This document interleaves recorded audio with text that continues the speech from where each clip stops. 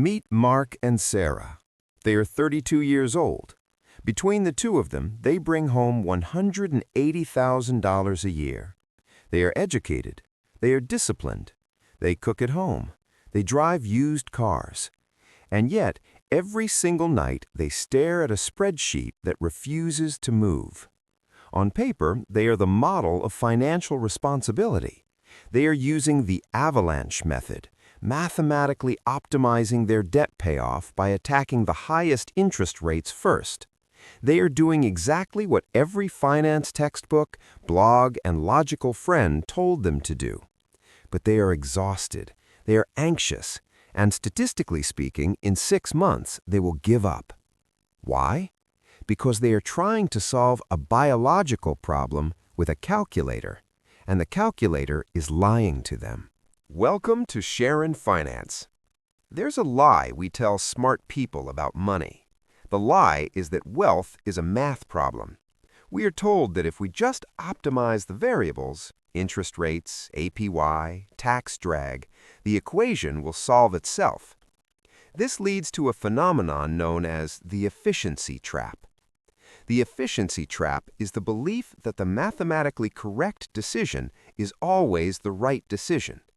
In the world of debt, this manifests as the debate between the Avalanche Method and the Snowball Method. Logic says, pay off the loan with the 22% interest rate first. Ignore the small $500 medical bill at 0% interest. That's just math. But logic ignores a critical resource that does not appear on your Excel sheet.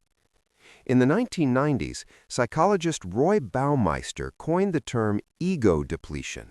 The concept is simple.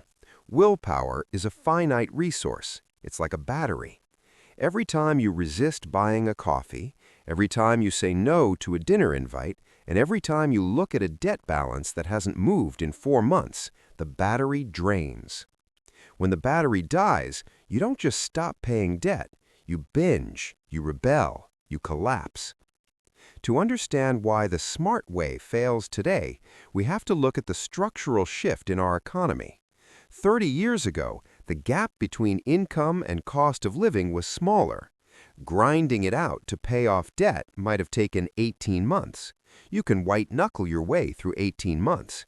Today, due to housing, childcare, and inflation, a household like Mark and Sarah's faces a debt horizon of 5 to 7 years. Here is where the math fails. Let's say you have a $20,000 credit card balance at 24% interest and a $1,000 student loan at 4%. The smart person attacks the $20,000. They throw everything at it. Month 1, the balance is $19,600. Month 2, $19,200. Month 3, $18,800. 3 months of sacrifice, no tangible victory. The mountain looks exactly the same size. Your brain, starving for dopamine and a signal of progress, begins to interpret this effort as futile. You feel stagnant.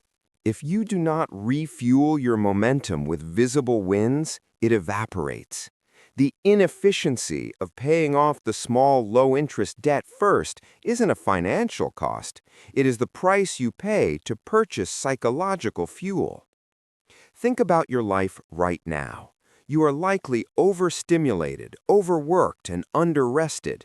Your cognitive load is maxed out by your job, the news, and the endless demands of modern parenting or professional survival. When you finish a 10-hour shift, your prefrontal cortex, the part of your brain responsible for long-term planning, is offline.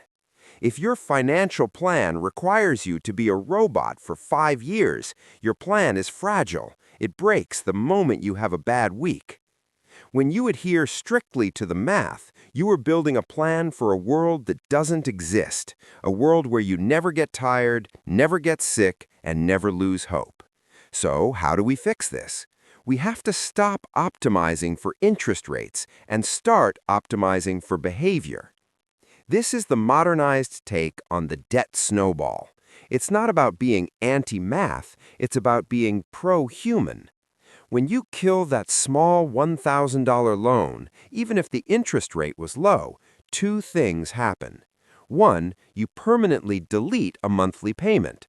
That is cash flow you have reclaimed. That is margin. 2. You close an open loop in your brain. That is one less line item to track, one less bill to manage. You are buying agency. You are proving to yourself that you can change your reality. The few $100s you might lose in interest by ignoring the Avalanche Method is essentially an insurance premium. It ensures you actually finish the race. Wealth isn't about having the perfect spreadsheet. Wealth is about removing the friction between you and your life. You are buying agency. You are proving to yourself that you can change your reality. The few $100s you might lose in interest by ignoring the Avalanche Method is essentially an insurance premium. It ensures you actually finish the race. Wealth isn't about having the perfect spreadsheet. Wealth is about removing the friction between you and your life. Let's lock this in. 1. Spreadsheets don't suffer from burnout. You do. Plan accordingly. 2. In a high-stress economy, momentum matters more than math. 3. Pay the smallest balance first, not because it's cheaper, but because it frees your mind to fight the bigger battles. If you try to play the genius, you risk staying in debt forever. If you are willing to look dumb on paper for a few months to build momentum, you become dangerous. If this video shifted your perspective from arithmetic to architecture, consider clicking like button and follow this page.